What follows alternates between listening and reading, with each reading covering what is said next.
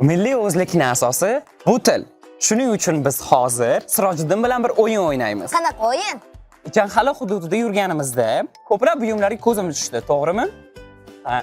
Mana shu buyumlarni ba'zilarini bilamiz, ba'zilarini nomini bilmaymiz. Endi shuning uchun sen menga 5 ta buyum, men esa senga 5 ta buyum ko'rsatamiz va ularning nomini topishni o'ynaymiz. Kelishdikmi? Kelishdik. Ketdik. Birinchi buyum. Sirojiddin, buni nomi nima? Jungli shapka. Yo'q. Yana bitta o'ylab ko'rchi, nima bo'lishi mumkin? Siz ushab turgan qo'lingizda jungli shapka.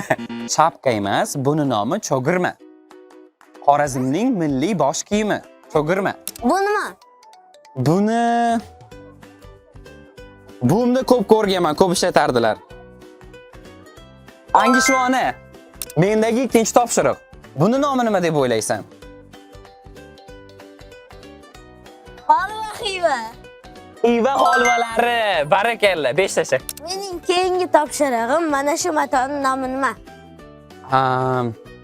Qani bir ko'raychi. Adras. Adras yoki atlas bo'lish kerak. Yo'q. To'g'ri javob beqasam. Mendagi keyingi topshiriq. Mana shu buyumning nomini bilasanmi? Eng birinchi. Maktabdami, uydami ko'rgan bo'lishing kerak. Kitob qo'yadi. To'g'ri, kitob qo'yishda ishlatiladi, lekin aniq nomi lavh. Nima ekan? Lavh. Bu nima? Buni nomini bilamanmi? Qumg'on. Yutdimmi? Ha. Xo'p, Sirojiddin, navbatdagi buyum. Nima deb o'ylaysan buni nomini? Birinchi. Gulcha. Gulcha? Yo'q. Gulchak bar. Gulchak bar. Yo'q. Nom qiladigan gulchak bar. Demak, to'g'ri javob chekich. Men bu safar buyum emas, sal boshqacharoq narsa aytaman. Nima? Mana bu minoraning nomi nima? Bu minorani nomini bilmaslik albatta uyat bo'ladi. To'g'ri javob esa kalta minor. Sirojiddin, mendagi so'nggi topshiriq. Buni nomi nima? Ko'rinishdan qush. Bolaligimizda ko'p o'ynaganmiz. Men bolaman hali. Ha, hozir ham o'ynaysan. Men shaxsan bolaligimda ko'p o'ynaganman. Men hozir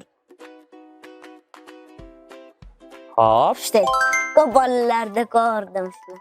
yasha. Barakalla. Va nihoyat menda oxirgi savol Aha. va buyum bu nima? Buni menimcha hamma bilsa kerak. Yog'och, qoshiq. Yog'och cho'mich. Ha, yog'och cho'mich, to'g'ri. To'g'ri. Ilib qo'yamiz joy. Endi kim yutdi? Sizmi, menmi? Bu o'yinda sen yutding yoki men yutdim degan narsani chetga suramiz. Chunki eng muhim masala biz o'rgangan yangi so'zlarimiz. Aziz o'quvchilar, sizchi qanday yangi so'zlarni bilib oldingiz?